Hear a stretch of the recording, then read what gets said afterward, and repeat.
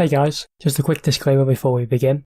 This episode contains content that some listeners may find disturbing, so maybe don't listen with children around. Okay, now that's out of the way, on with the show.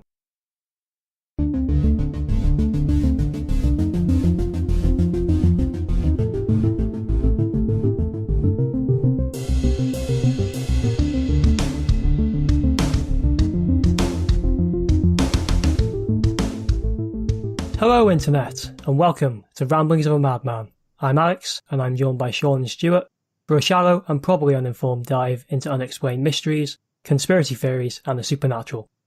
We're back! We're here. It's episode 5. How are we all doing today? Good, thank you, mate. Nice. You okay, Stuart? Yeah, I'm really well, thanks, mate. Cool. So, today, we're doing Jack the Ripper. Should be one that most people have heard of. Probably the most famous serial killer of all time. I'll agree with that, yeah. So, before we start, as usual, I'll ask you to what you know about Jack the Ripper off the top of your head. Go. Without cheating on the website I gave you. Without cheating. Yeah. Just that it's a London-based murderer from ye olde London. Mm-hmm. Other than that, apart from knowing that they were supposedly particularly brutal, I don't know very much about it at all, actually. How about you, Sean? Kind of the same. I did a little bit of it in uni, with like the criminology and stuff like that. So I have like touched on it, but it was never a massive focus. So I know, obviously, he killed a lot of people. It could have been just one person, actually, but I'm sure we'll discuss this. That's what I know. I know they never found the actual identity of the person. And maybe... Wow, spoiler alert. Wow, Sean. Well, come on. You asked me what I knew, so I'm going to give you what I knew. No, so yeah, I can't remember any details on the actual murders or who was murdered or suspects or anything like that. Well, I don't actually know off the top of my head where it was. I'm guessing London. It was in a place called Whitechapel in London. Okay, so yeah, London. Yeah, that's the gist of it, yeah. The reason that he's probably the most prolific serial killer of all time is because he was never caught, unlike most of these serial killers that we know about. Yeah, definitely. And it adds to the whole mystery of it, and it's extremely interesting in my opinion. But you sort of did you sort of do generic serial killer, like into the mind of the serial killer? You'd agree? So you kind of understand their mindset. We focused on one in particular. I think it was the Moors murders. Yeah. But yeah, basically that the mindset of stuff and the kind of people who become serial killers. Yeah. The psychology behind it and how they would have led up to that. Yeah. But I'm excited for this episode because we've got a guy who did criminology in uni, so he's got a bit of a background on serial killers, and we've also got a doctor who can kind of explain some of the more autopsy stuff to me because I was at a loss when I was recording this. Yeah, well, hopefully when I was not recording this, when I was researching this. And also I'm here who's read a lot about this subject in the past couple of weeks, and my brain is bursting with Jack the Ripper knowledge. Me, I'm the expert. Me. Well, I am. I'm in charge of this episode. You literally are the expert. You had your time. All right, let's get this show on the road. Okay, so Jack was active in an area of the East End of London called Whitechapel towards the end of the 19th century. So this is the 1800s. This is like primo Victorian times. At this time, Whitechapel had problems with poverty and overcrowding, and as a result of these conditions, many women turned to prostitution in order to support themselves and their families. In October 1888, the Metropolitan Police estimated that there were 1,200 prostitutes of very low-class resident in Whitechapel and about 62 brothels. So, this is not a very nice place to live. Picture sort of generic Charles Dickens London. Yeah. That's the kind of setting we're going for. Picture it being snowy, because it's Christmas time now, so this is our Christmas episode, in generic, horrible London slums. Been there, done that. Been there, done that. In a previous life. Well, no. I'm actually not going to finish this sentence. No, Okay. I've been to London recently. It wasn't that bad. I've never been to London. I went to South East London. I think we can rule out Alex as Jack the Ripper if he's never been to London. Yeah. I'm also a bit young. It's a pretty convenient alibi, don't you think? Yeah, no wonder you know so much about it. I was there. Exactly. It was me all along. Twirls moustache. We're going to split this topic into 2 episodes, I think, because there's a lot of it. So in the first one, we're basically going to cover the victims, do a sort of a timeline of events sort of thing, just so we can cram in all the knowledge before we theory craft. Yeah, sounds good. So there are 11 separate murders between April 1888 and February 1891, and they were recorded in the investigation by the Metropolitan Police, and they were collectively known as the Whitechapel Murders. 5 of these have generally been accepted as victims of Jack the Ripper because their deaths mirror Jack's MO, his modus operandi, which is sort of the ritual that serial killers do when they kill someone. Yeah, they tend to have a theme or like, recurring. whether that be a weapon they use or a specific act they do. Leaving an origami swan. Jason! Jason! Heavy rain for anyone who doesn't know. Sorry. God, this might be our worst episode yet. Oh, God.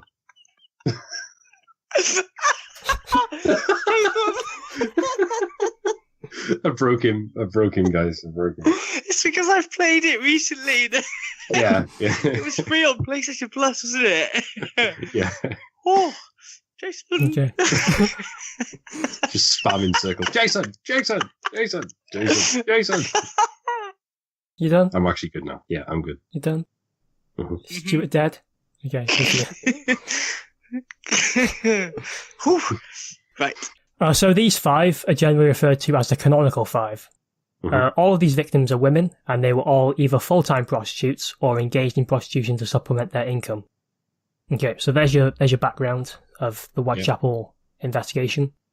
So I'm going to run through each of the canonical 5 one by one in great detail, and then we can piece it together and work out who the hell Jack the Ripper was.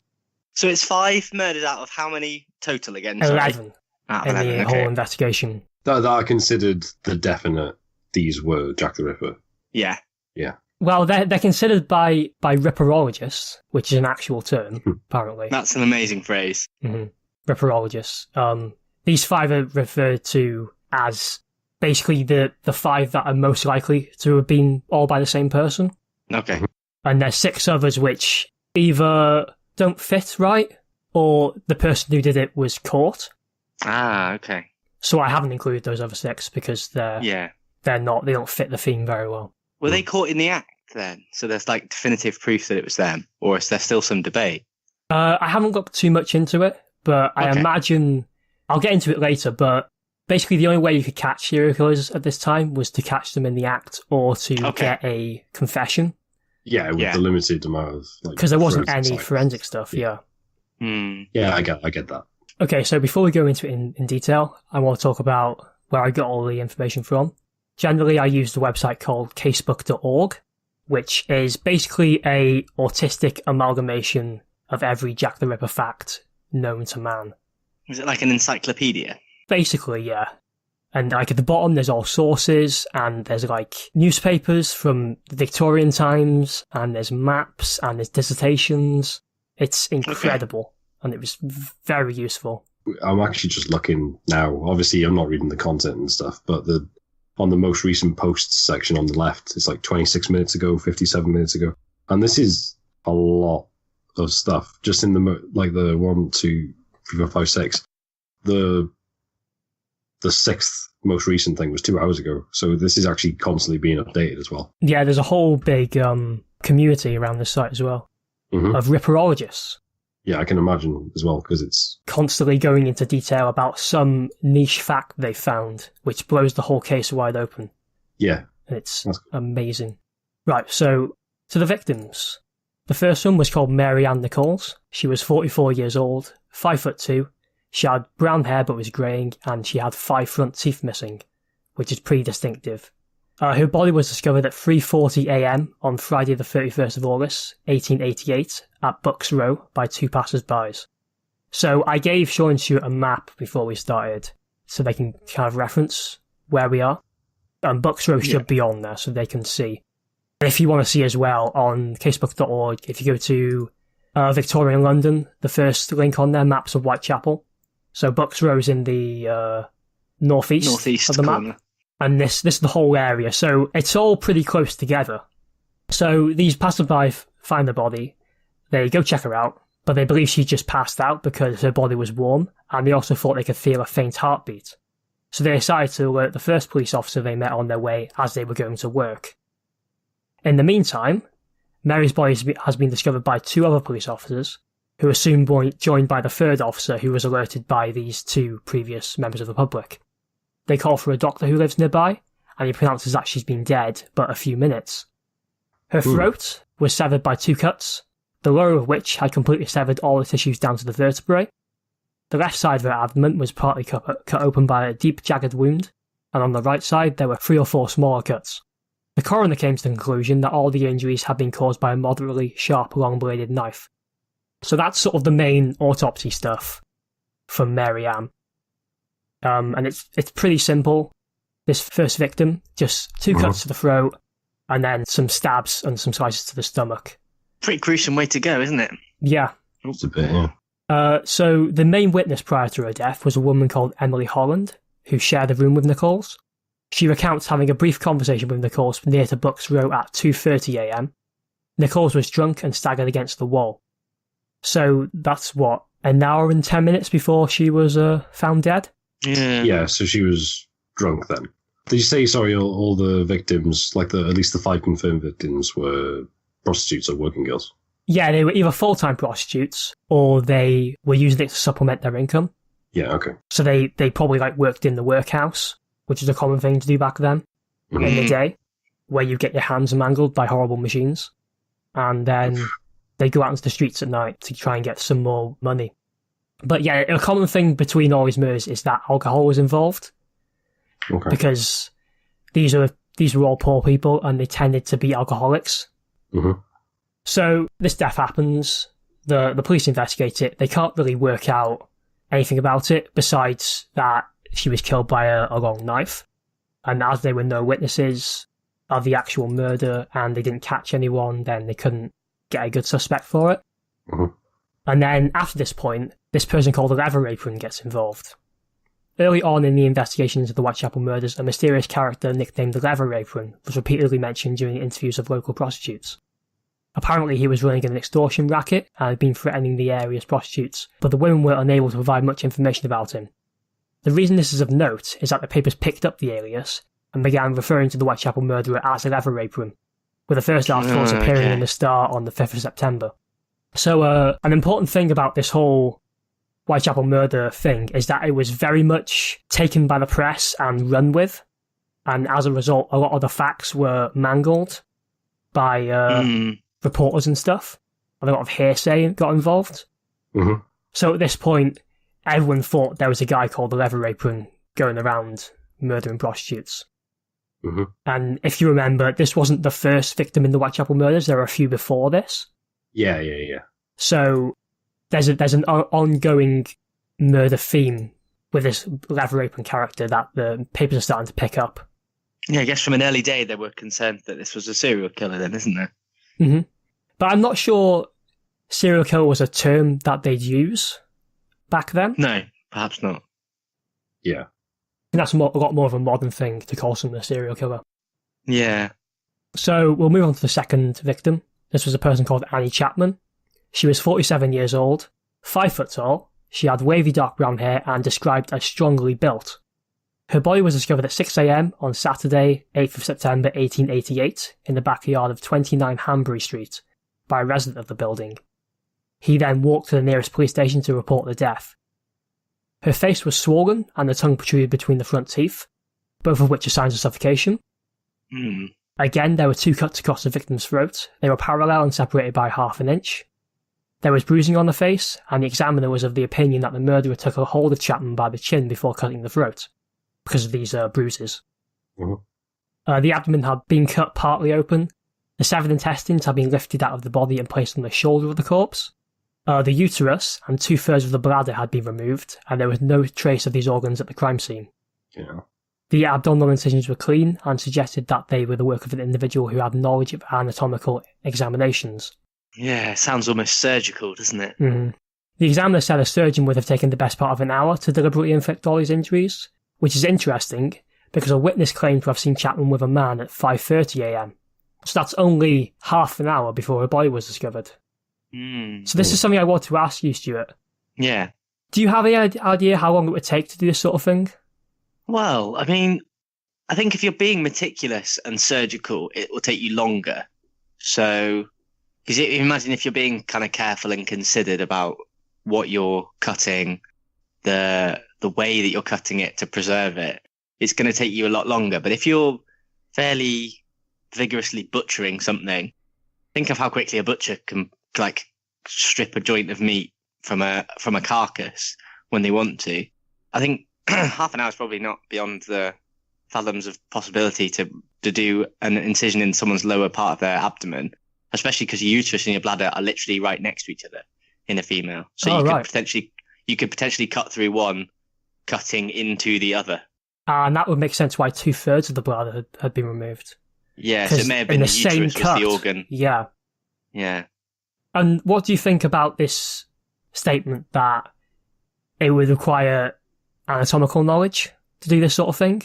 I presume that's implying that if they were going after a specific organ, you'd need to know roughly where to cut.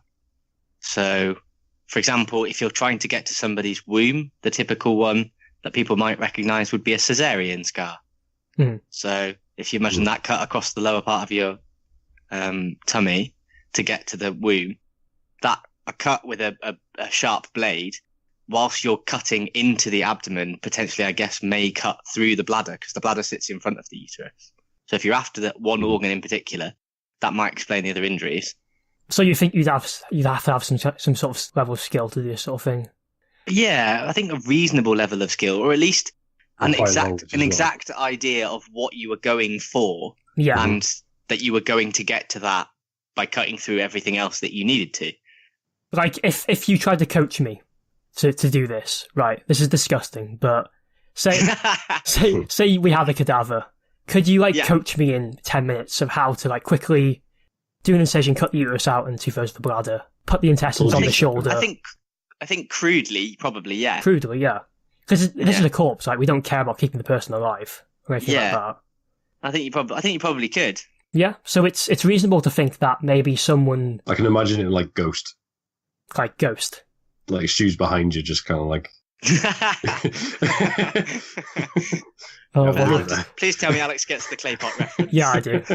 There's a single tear rolling down my cheek. It's beautiful. The moonlit night in the mortuary. The single grated window. You can see the moon. Yeah. Yeah, okay, sure. Blood screen therapy. Let's just carry on. Fanfiction started already. Oh god, please no. Right, so that's Annie Chapman, second victim. And that was 8th of September. So that was about a week after the first one. Mm-hmm. Okay. And this is 1888. Yeah, all these 5 take place in 1888. But there was quite a few before and after, right? Yeah. I think there was maybe 2 before and 4 after, something like that. Which makes 11. I can do math. It works out. The math checks out. After this, on the 27th of September, the Central News Agency received a letter supposedly written by the killer, which jokingly talks about the murders, mocks the police, and makes a prediction about the next killing. It's written in red ink and is signed Jack the Ripper, which is the first mention of the name. After this, the press referred to the Whitechapel murderer as Jack the Ripper. So that's where the alias comes from. Mm-hmm. So it's printed in the press, that name? Printed in the press from this letter. So, do you want to get up the letter? I gave you the link to it earlier. Yeah, sure. This is the first one called Dear Boss. And there's a photo on casebook.org. Yeah. It's got a transcript. Got a transcript. It's written in red ink. Either of you two want to read out the transcript in your best Victorian killer voice? Putting you on the spot. What accent do you want? Cockney. Alright, governor. No. Take your time. Dear boss, I keep hearing the police have caught me, but they won't fix me just yet.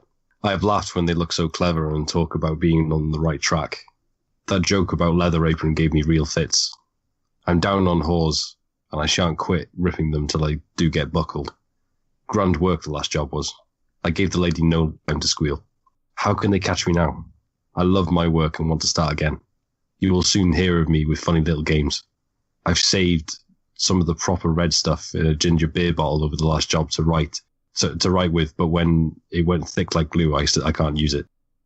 That's grim, that. Red ink is fit enough, I hope.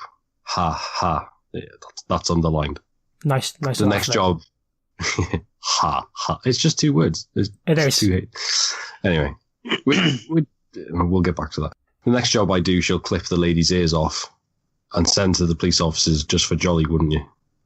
Keep this letter back till I do a bit more work, then give it out straight. My knife's still nice and sharp. I want to get to work right away if I get the chance. Good luck. Yours truly, Jack the Ripper. Don't mind me giving the trade name. P.S. Wasn't good enough to post this before I got all the red ink off my hands. Curse it. No luck yet. They say I'm a doctor now. Ha ha. That's the end of it. One thing I do want to point out, the whole ha ha, that to me is like in an email or like, you know, like an informal email, like text or something. I didn't realize they verbalized laughing as ha ha in the 1818. Oh, I thought you were going to try and make out that it's not real and it's an email from No. 2015. I'm not suggesting that. I mean, obviously, yeah, it could do. No, this is an actual letter. It was in the papers. Yeah, I was gonna. Yeah, no, I believe on the that. actual original one that you can see, it does actually have ha ha written. I know. the same way. It's just weird to me. Yeah. That it has HA. I will give Jack the Ripper one thing though. Nice handwriting. Yeah. Very nice. Yeah. Better than mine. Better than Sean's, and I'm not the doctor, but I've got a doctor's handwriting. it doesn't even have lines, and it's all perfectly straight. It's amazing. That's true. That is a very good point. But one thing interesting about that letter is the end where he says, they say I'm a doctor now. Because that was the reason I wanted to ask you about the anatomical knowledge stuff, because the way this letter is written, it seems that he doesn't have any sort of anatomical knowledge. Mm-hmm. And I wanted to, because obviously I have no idea how to like cut someone's intestines out and their uterus and stuff like that, which is why I would need the coaching from Stuart to do that. Specifically Stuart. I trust that you do a very good job. Says a lot, doesn't she? Yep. Yeah, he's a good teacher. You could be a good killer. Yeah. It's interesting hearing a little bit more about the letter and the kind of methodical way the coroner has reported the incisions into the abdomen to remove the uterus and the bladder, because it makes you wonder whether or not this person is somebody who has some sort of either anatomical knowledge or surgical knowledge or something. Yeah, because it might not even be that he is a medical professional or had any kind of training. He might just be really interested. It might not be the first time he's done it. It might just be the first time he's been caught doing it. Yeah, that's true. I think the other thing as well is that it makes you wonder whether or not the letter was in response to the autopsy. Mm-hmm. Because I guess the autopsy report may have come out first. No, this is definitely in the response to like...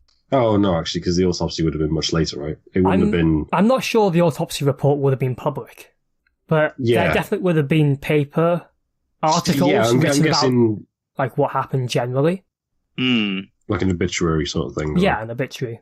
But I don't think the detailed autopsy report would be public knowledge at that time anyway. Well, the thing is, inquiries and stuff like that, they take ages, don't they? They can take years sometimes. Yeah, they do now, don't they? But don't forget, between the two murders... Well, I actually don't know when this letter was found. 27th of September. Oh, so it was... This is all pretty close together, this timeline, I'm telling you. Is that after the second one? Or yeah, it's after the second one. I'm telling this in order. In chronological, okay. Chronological. So it's about 19 days after Annie Chapman was killed. Mm-hmm. I mean, an autopsy would have been done within that time. Yeah, the autopsy was done the same day, I believe. Yeah, and it definitely would have definitely gone to the press probably the day or after or the next day or whatever. Yeah, they were pretty fast at this time getting news articles out. One thing before we move on as well is the fact that it says "Dear Boss." I've only just picked up on that. It's is he like, all right, Gov, you know, that kind of Cockney. Yeah. You know, you're not actually speaking to a governor, but you know, it's just a greeting, isn't it? You're right, mate. Yeah. Right. Gov. Yeah. So, but it says like, "Dear Boss." You're right, boss. Is that his boss, or is he just? Because what if it is his boss? Oh, he was like the Dark Apprentice. Exactly. Like Star Wars. Yeah. Yeah. But this letter was given straight to the press directly. So it's not like they found it themselves. It was posted. Like there's the envelope. If you look at the photos, the envelope's underneath it. Yeah. With the stamp on it and everything, and it's dated to the Central Newsroom office in London. Oh, yeah, and it does actually say to the boss, Central News Office. Yeah. This is a letter that the killer wants the world to see. It's a attention-grabbing sort of thing. Like, look at me, look what I've done. And also, this is what I'm going to do next. I'm going to... It's psychopathic. Cut her ears off and send them to the police officers. Which is important. You should remember that detail. Oh. Mm-hmm. Spoiling stuff. Spoilers. But, yeah, it's also a trait of a psychopath as well. They have, like, illusions of grandeur and stuff like that. So, him trying to get attention for the stuff he's doing, it's because he wants to be known about it. I guess that is kind of what serial killers do as well. That's why they make it obvious and they make like a signature thing. Again, it's kind of what I've done in my degree, so that like comes to mind. When I was thinking, obviously, we were doing this Jack the Ripper thing, I didn't even think that I might have some input academically. Oh, I totally did. That's why I was excited for this one. I didn't even think about that. But it's... Should have read your notes. So. God damn it.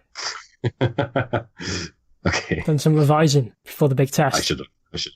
No, I don't need it. I got 100%. Yeah. Yeah. I know everything. we never claim to be knowledgeable in these topics. Exactly.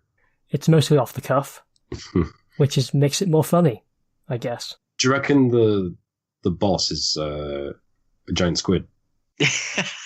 I don't think giant squid are into murdering prostitutes. I think they're a more noble creature. Like Dear Boss, Dear Cthulhu. Dear Cthulhu. Right, okay, there's the quote. I think you're exaggerating from the giant squid to Cthulhu. They're different levels of creature. Yeah. The Cthulhu is all-powerful, and the giant squid is just a giant squid.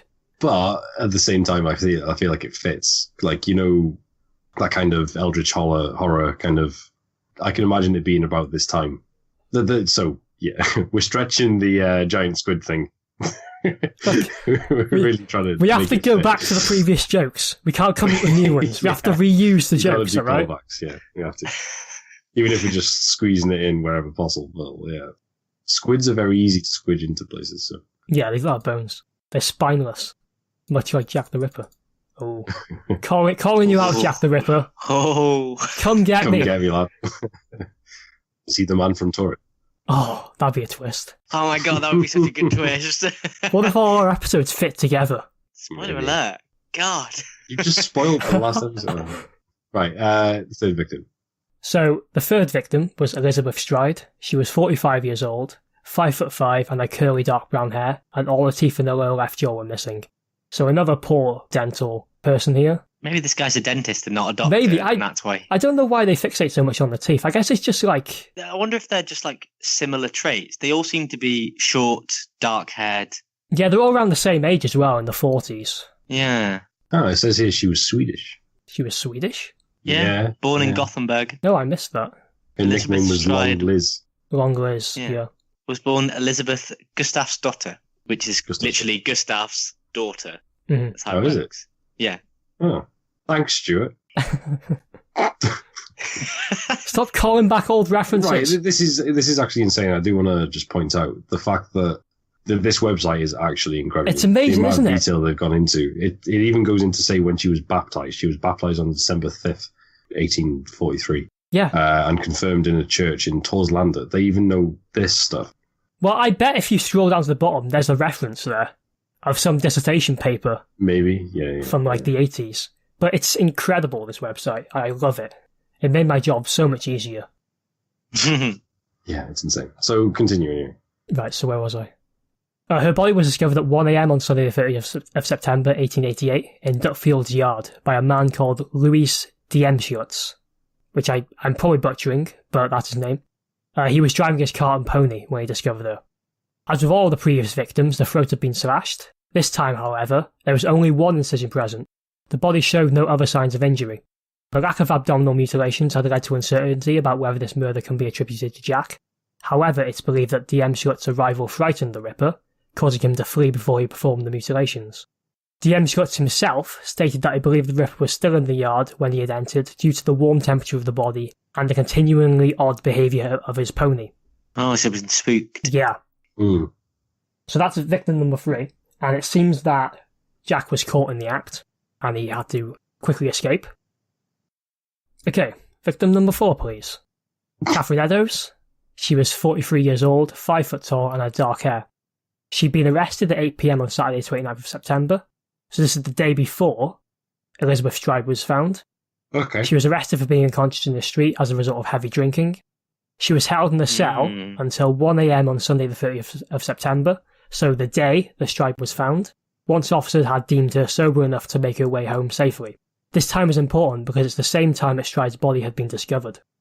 It's believed that after being released, she planned to continue drinking as she headed back towards where she'd been arrested, which was the opposite direction of where she lived. Mm-hmm. A group of 3 witnesses claimed to have seen Eddowes with a man at 1:35 AM. Only one of the witnesses could provide a description. He describes the man as 30 years old, 5 foot 7 inches tall, medium build with a moustache and wearing a jacket, a grey cloth peaked hat, and a red handkerchief around his neck. It's of note that the party had been drinking since they had just left the club. So that's the first description I could find of any possible murderer. Yeah, well, it could just be someone that came out of the club with her. It could be, yeah. But it's kind of a generic description of a Victorian man.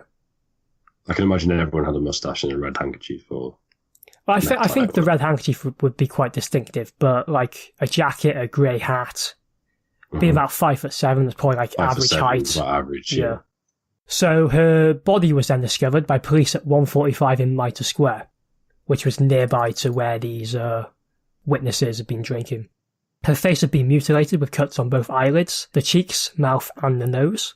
Part of the ear had been cut through, which is interesting because the Ripper mentioned removing the ear of his next victim in the Dear Boss letter. Mm-hmm.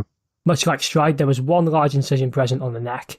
Unlike Stride, however, the abdomen had been cut open in a fashion resembling the Ripper's MO. Like Chapman, part of the intestines had been removed and placed between the body and the left arm.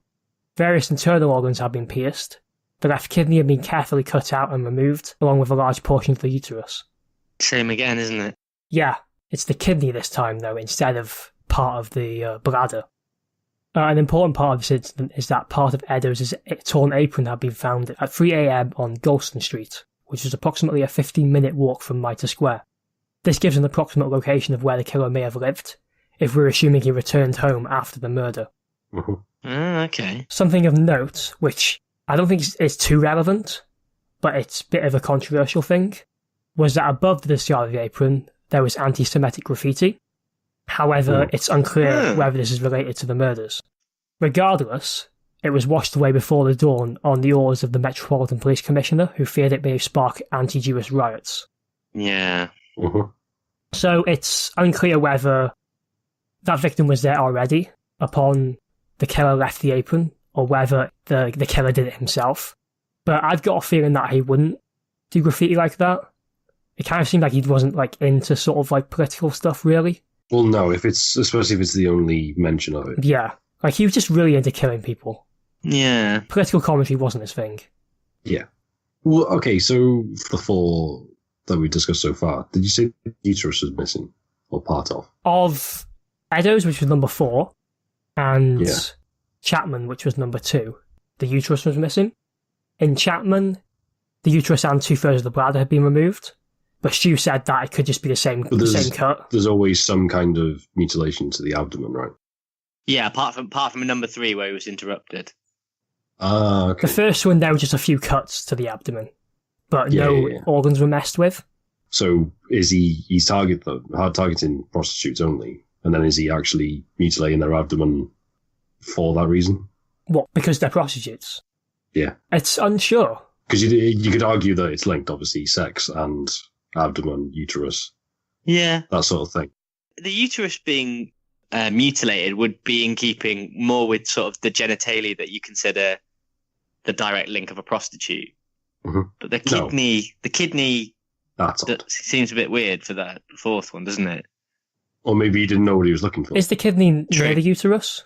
Like the... No. It's quite a lot higher. So he specifically went for the kidney. It wasn't the same cut. I would think it would be deliberate, unless there was some sort of obvious anatomical variation, which it's not unheard of, but it's not common by any means to suggest that the kidney would have been anywhere far away. So if you imagine if you're looking at your own tummy, your kidneys at the back are protected by your ribs. Right. In a lady, obviously the kidneys are in the same place, but the uterus is just behind your pelvic bone at the very front, just above your groin. You can feel the bony bit. It would be just behind there, sat directly behind your bladder. So they are a considerable anatomical distance apart.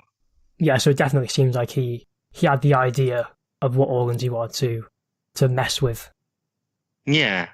And going back to the sort of the sex thing, it's notable that there was no semen found on any of the bodies at any point. Yeah, no, I wasn't suggesting that he'd had sex with them. I don't mean that. Like, for example, just as I'm reading through the Elizabeth Stride thing, it says March 1865, registered by police as a prostitute, and then April 21st of that year, she gives birth to a stillborn baby girl.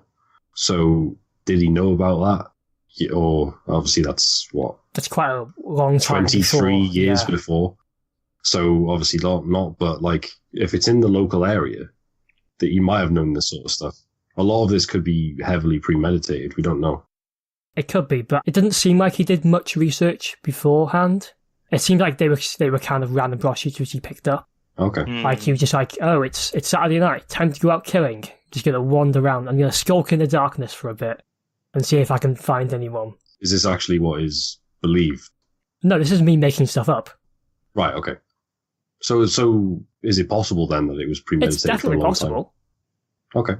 So I'll keep that in mind for my theory that I'm trying to build up in my head, I guess. So, number 3 and 4 both happened on the same day. Stride's body was found at 1 a.m. and Eddowes' body was found at 1:45, so 45 minutes apart. Okay, hell. These bodies are found. And that's finding the bodies, not the actual murder. Yeah. So how far away were they? You said it was about a 15-minute walk. I imagine they're pretty close together.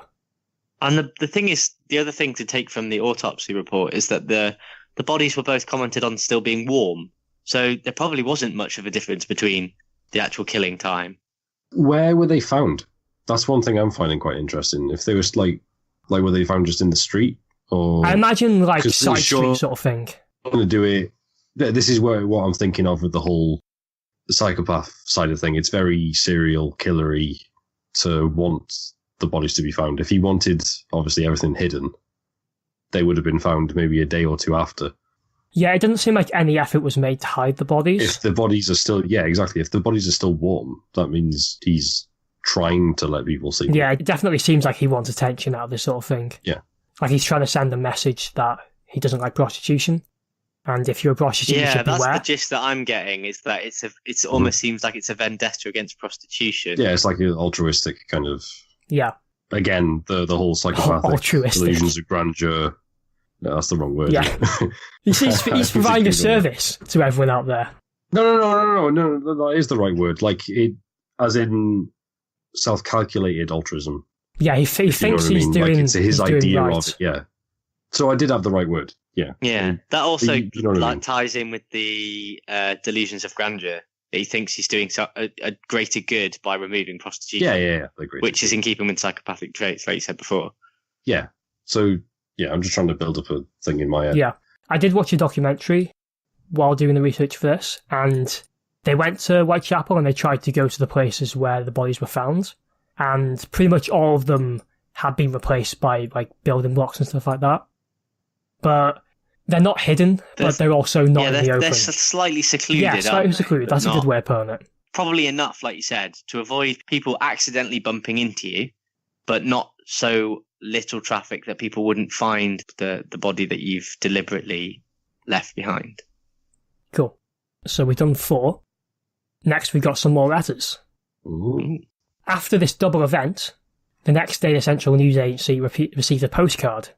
The handwriting is similar to that of the Dear Boss letter, and it makes direct reference to both this letter and the murders of the previous night.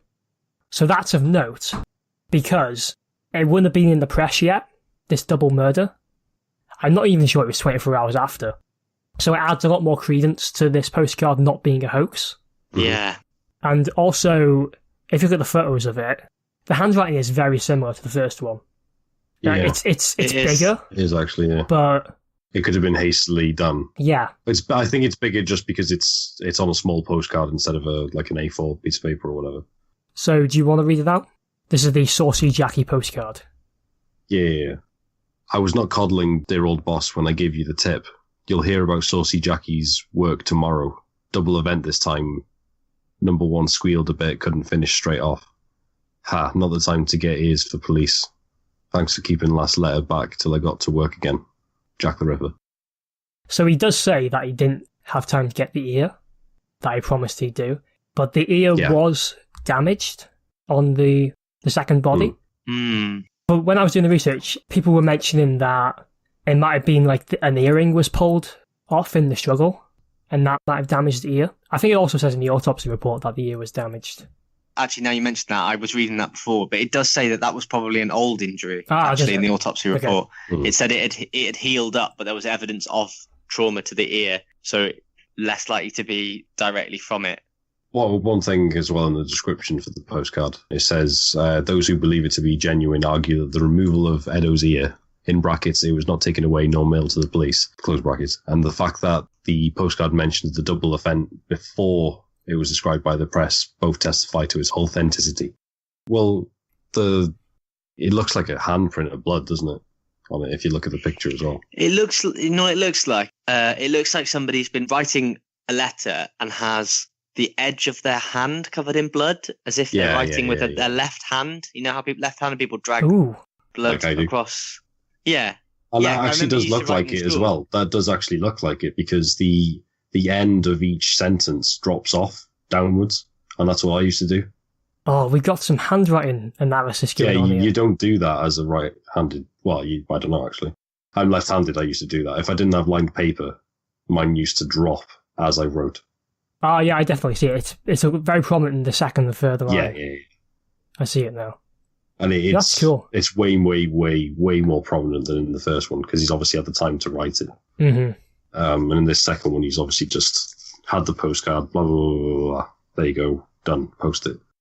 Yeah, something I want to try and find when I was doing the research for this episode is some handwriting analysis of these letters. Mm-hmm. But I couldn't find anything in detail.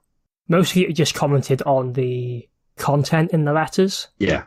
And said, this person must have been insane because of these words, and they obviously had a lot of hatred and stuff like that. Yeah, well, that's clear, but... I want to specifically look for specific whether this person was left or right-handed, whether the handwriting matches between the letters, but I couldn't really find anything. Mm-hmm. And like I said, it does make sense what Stuart... Because the reason it made me think about left-handed is the way that the print looks like the side of your left-hand palm. Yeah, that's what I was thinking. Your right hand wouldn't curve that way. Yeah. If you're holding a pen or whatever. So whether that's relevant, I don't know. But I'm guessing we'll look at the suspects at some point. So he looks like a left-hander. Yep, it was you, Sean. I'm telling you. Oh, fuck. The time-travelling giant squids have left and right hands. I know primates do, like gorillas and stuff.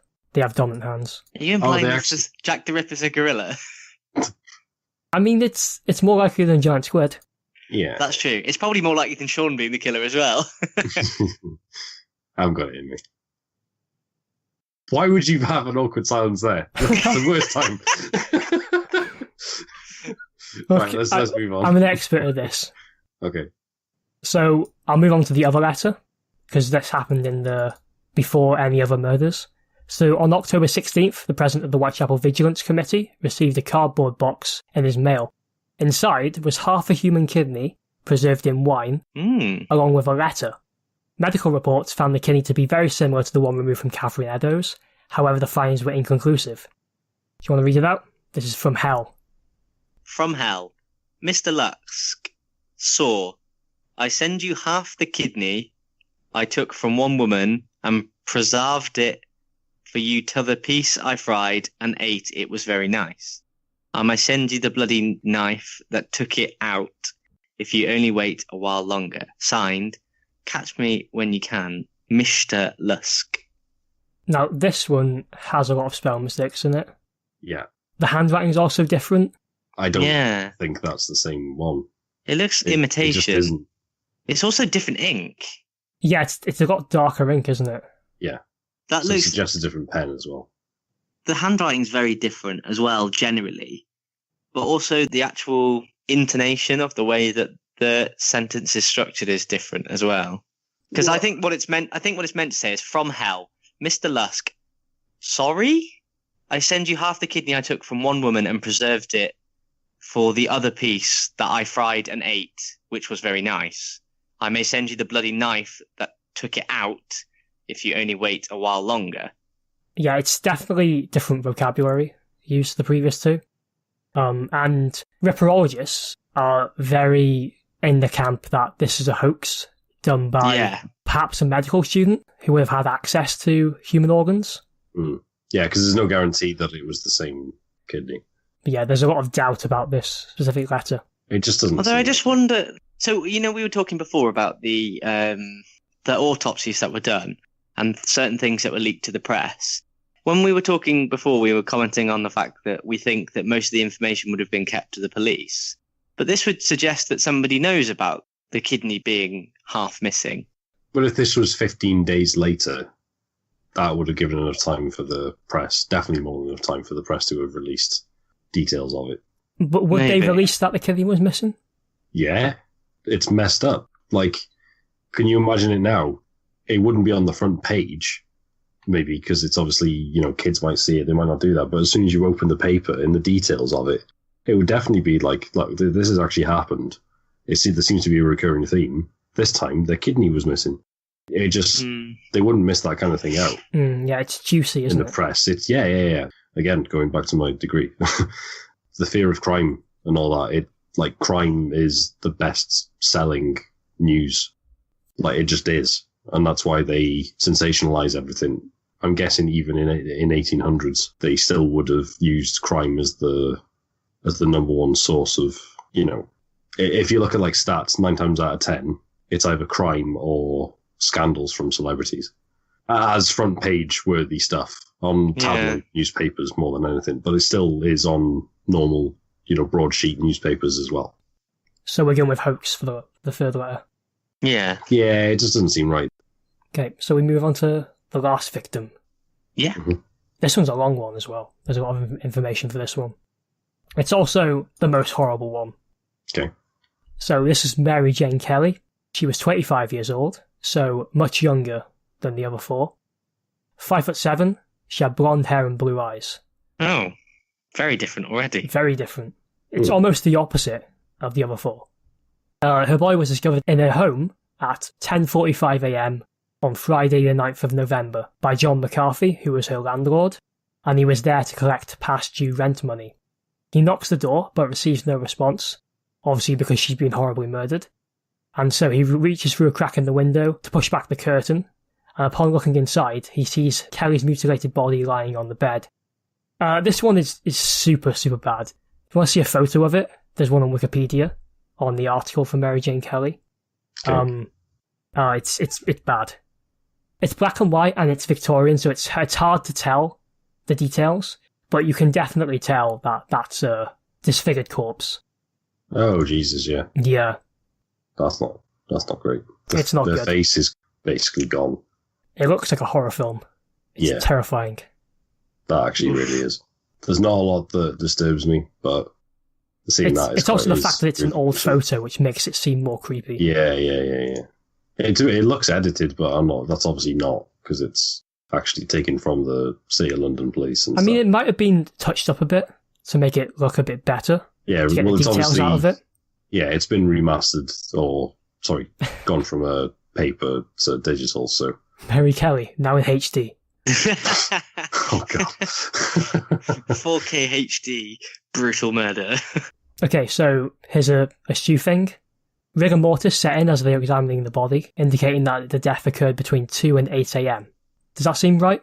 Yeah, so rigor mortis is to do with the way that the body starts to decay. It's to do with the way that the muscles stiffen up, basically. Okay. But it happens over quite a long window. This isn't something that I'm going to claim to be an expert on by any means, because it's obviously to do with the dead rather than the living. But yeah, it generally, everything goes stiff normally within like a couple of hours, and then it progresses on to sort of be about 6 hours or so. I think as long as 10 hours, I think, if I remember rightly. And after that, things then go more loose again. Right, okay. So it's a way to be, like, if somebody is stiff after death, it suggests their time of death window is generally between sort of 2 and 6 to 8 hours from then, which sounds like what you just said. Yeah, so a body was discovered at 10:45, and rigor mortis set in just out, so a couple of hours after that, I imagine they were examining her. So they estimated between 2 and 8 a.m. for her death. Okay. She was wearing a nightgown, her clothes were neatly folded on a nearby chair, and her boots were in front of the fireplace. As with all the Ripper victims, the neck had been slashed, in this case down to the vertebrae, and this is one slash. So it seems that he started off with 2, and then realised, I don't care, I'll just do 1. Yeah, maybe you only need 1 with a good knife will kill them. He improved the knife. Or improved his technique. Maybe both. Practiced for a bit. Maybe. The bed and the floor was covered in blood, which you can clearly see in the photo. There were splash marks from cuts to the neck on the wall to the right side of the bed, and that's how they worked out which direction he cut from, and also where he was standing. It's like a Dexter, like, blood analysis sort of thing. Yeah, arterial spray. I don't know. Maybe he was.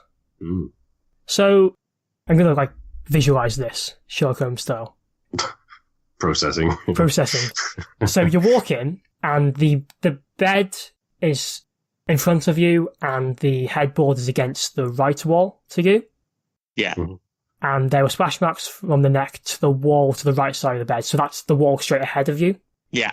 So I guess if you were standing facing the right wall, and you cut with your left hand towards the wall, that you could do those slashes. So maybe he was left-handed. I think the idea is that they've cut the right hand portion of her neck going to the left, so dragging the knife towards you, which I think is the most likely way that you would cut something, isn't it? You drag it towards you rather than trying to push away from yourself, because that feels really unnatural. Yeah, you get more power in it. Yeah, and the spray that's coming off your carotid artery in your neck, it's a really high pressure vessel, so you'll get a lot of spray on the right hand side of the body. And as the incision goes over to the left, because there's blood loss, there's pressure dropping, which means the spray then gets less as the wound progresses to the left-hand side of the neck. So it would suggest that the right-hand side was cut first. There was lots of spray on the wall, and then as you're moving kind of in a line across the body, there's going to be less spray going along. Yeah, so it's a good thing we brought Stuart. Yeah, he knows what he's talking about, unlike us. You have a use. We knew we'd find it one day. Yep. So were there injuries to the abdomen in this one then? I'll get to it. We're going to move down the body from the neck. So both breasts have been removed by circular incisions. The whole of the surface of the abdomen and thighs were removed, and the abdominal cavity emptied of its viscera, with the viscera being carefully laid around the body. So one breast was under the head, the other was by the right foot. The liver was between the feet. The intestines were on the right side of the body, and the spleen was on the left. And all the removed skin had been placed on a table. I imagine neatly folded up, much like the clothes.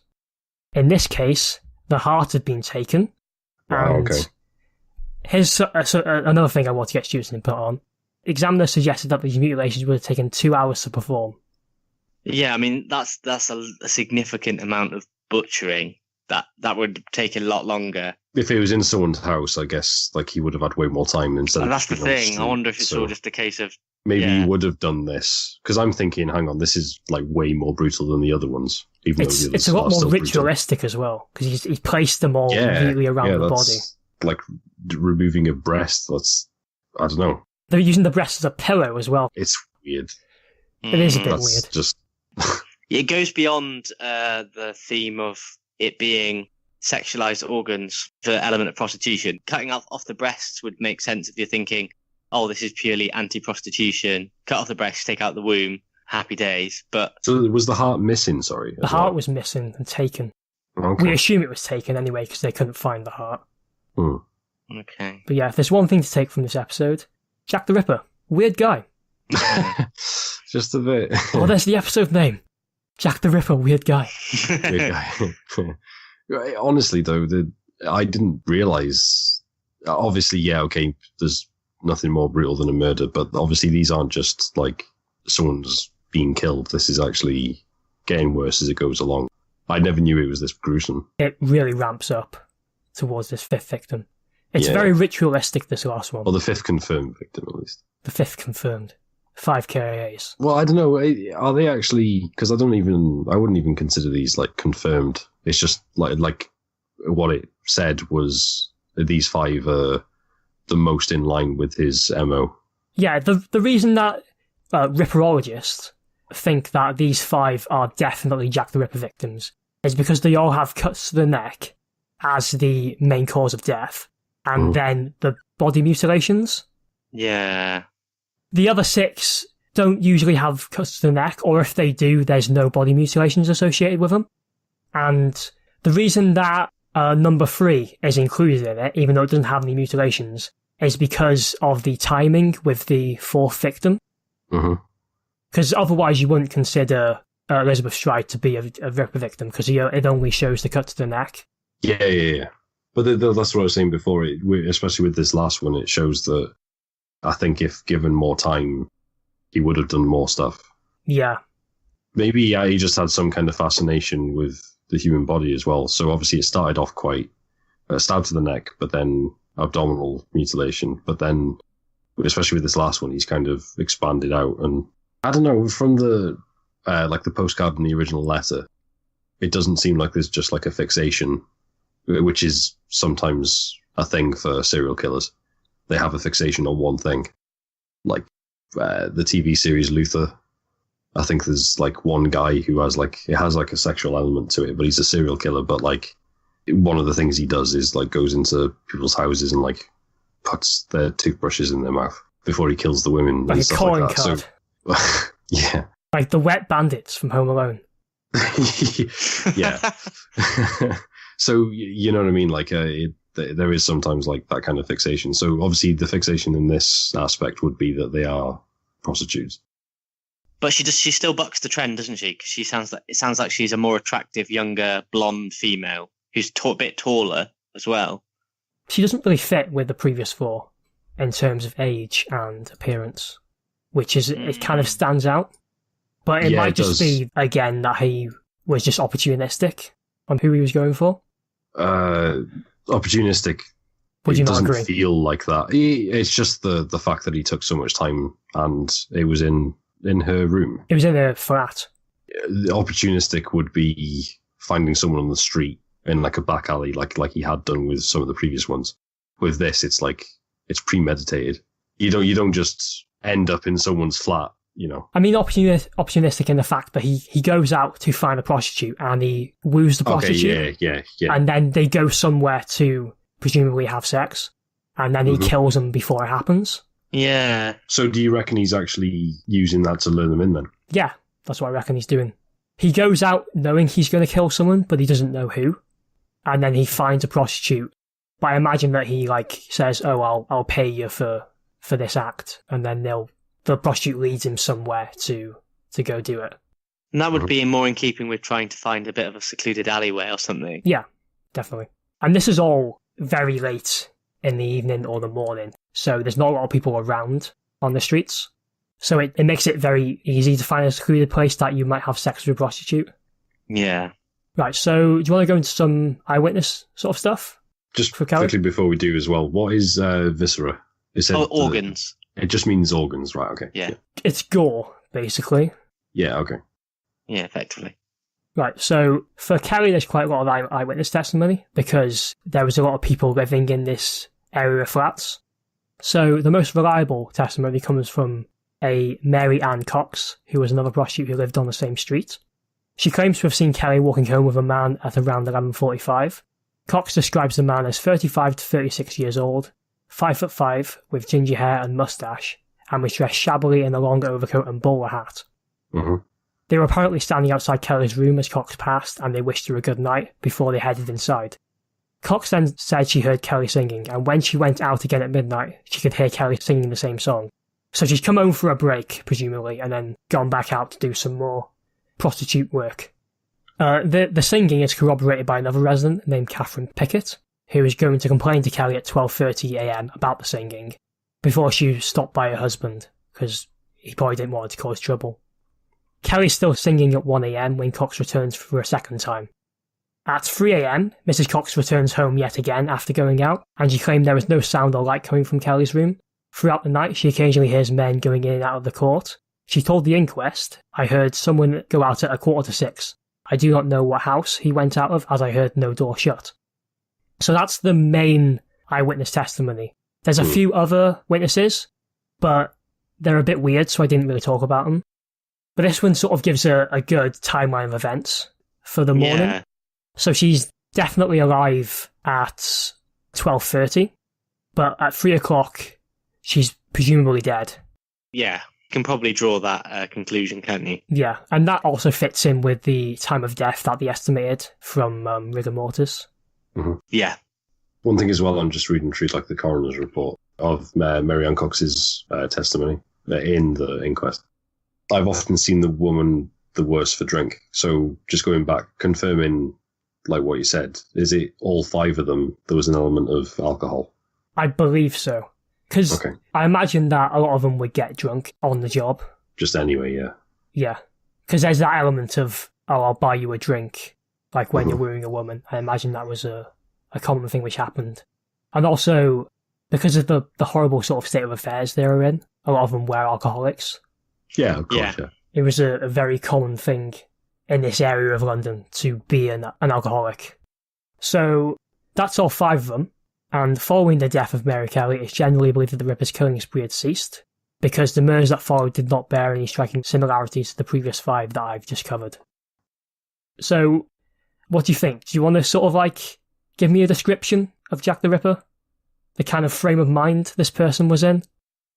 So, by our modern like descriptions of this sort of thing and like serial killers, he's definitely psychopathic, and that can obviously mean a lot of things, but there's a complete disregard for empathy.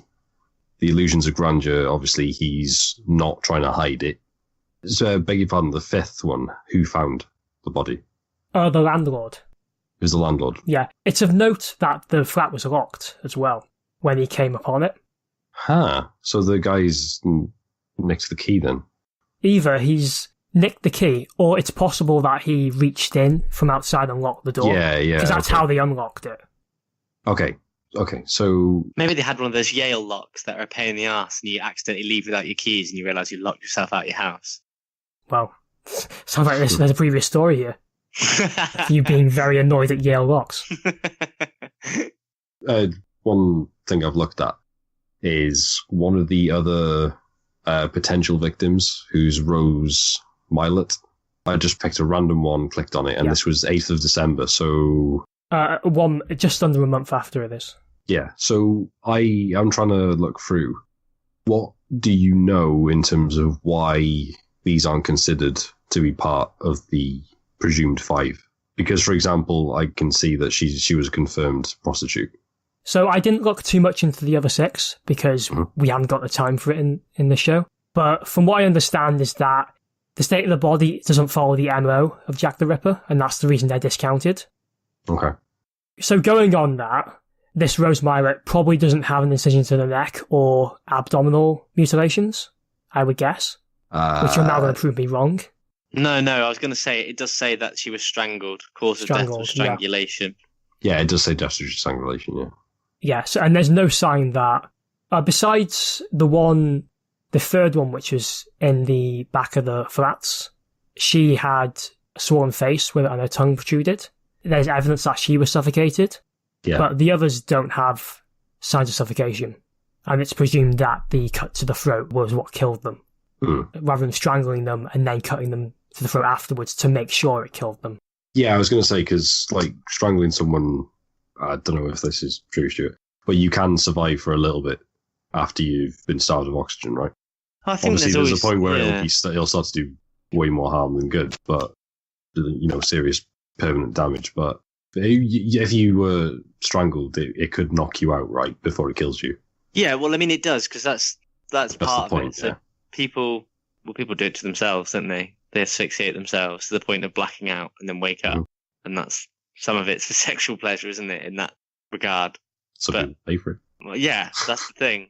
You'll black out from lack of oxygen before you'll actually have cardiac arrest. Mm-hmm. And I imagine there's a lot more struggle involved with suffocating someone than just cutting their throat. Yeah. Which does suggest that it was way more opportunistic in that it was just meant to be quick. So instead of just taking the time to... Yeah, it doesn't seem like he relished in the actual killing part. It was the stuff afterwards. That's what I'm getting, yeah. So I've heard about something before called product serial killers. And these are serial killers who want a product out of the murder.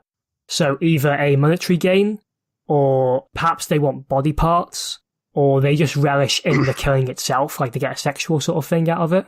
Mm-hmm. And it seems like he had this sort of specific ritual that he wanted to perform to the body afterwards. And also he wanted to take body parts. That seems like the reason he did these killings, in my opinion. Yeah, kind of, but the mindset that I'm getting from like the descriptions is that. But then you go back to like the letter, especially the first one. He's almost excited about what he's done. Yeah, he's proud of it. Well, it's glorified, isn't it? Yeah. Like we said before about the altruism, or the perceived altruism. You asked for, like, build a picture of this guy. That's basically what I'm seeing, or what I'm getting the impression of. Yeah. The guy's not well. No.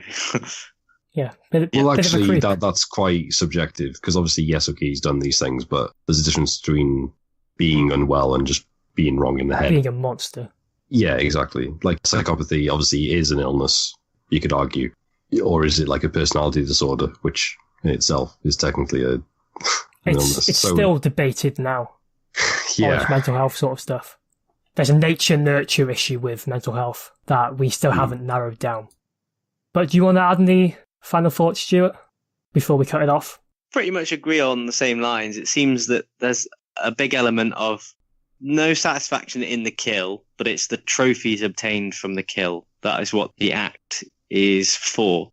And also the attention from it.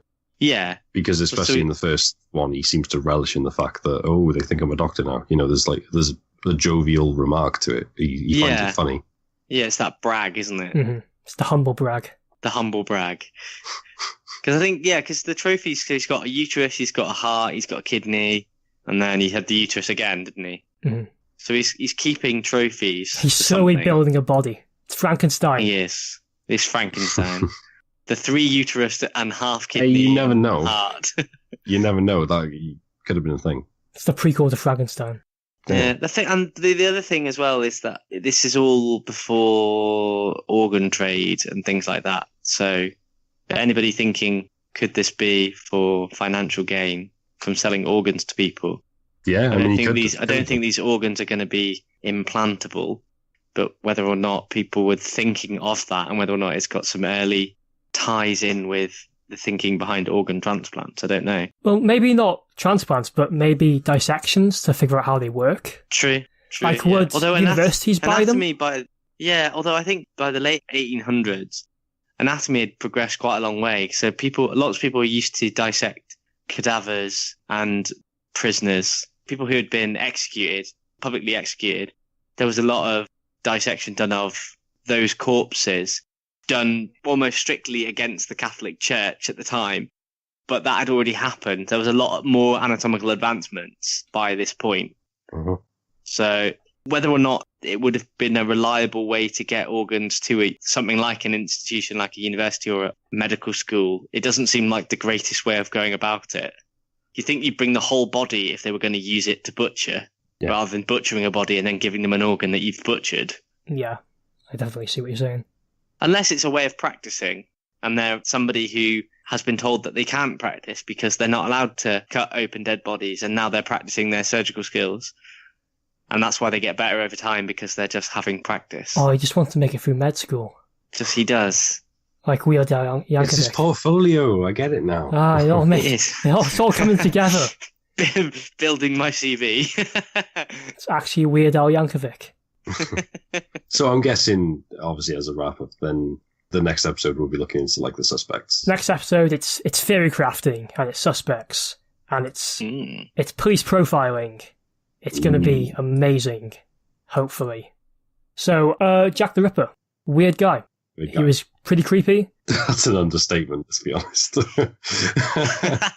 Yeah, go on. He got a lot more intense as the killings go on, and it's hard to say whether that's because he had more time with the bodies, or whether he just got faster at the killing and he wanted to experiment more. All more fanatical as well. Or, yeah, he might have been slowly going even more. Maybe he had syphilis and he was going even more insane throughout the course of it. Syphilis? Syphilis. Oh. Yeah, a lot of people had syphilis back then, and it made you go They insane. did. It made It you was go horrible. insane. Yeah. Yeah, Well, that's something for me neurosyphilis. to look into because I had no idea about that. I thought Look it at was just you a rash, after this. So Don't look, No, don't no, look up you- syphilis. It's horrible. Look up neurosyphilis if you want to have a read about it. yeah, please no one look at my history after this because it's just Jack the Ripper. Neurosyphilis. Just deep down the rabbit hole of neurosyphilis and Exactly. Jack the Ripper murders. Yeah, so I guess we'll leave it there for part 1 of Jack the Ripper. Next time we'll do suspects, and we'll use our whole brain power to work out which Victorian man or woman Jack the Ripper was from our very small knowledge of Victorian men and women. And it'll be amazing. Oh yeah, I will suppose he be. could have been female. There's no. Yeah. Spoilers.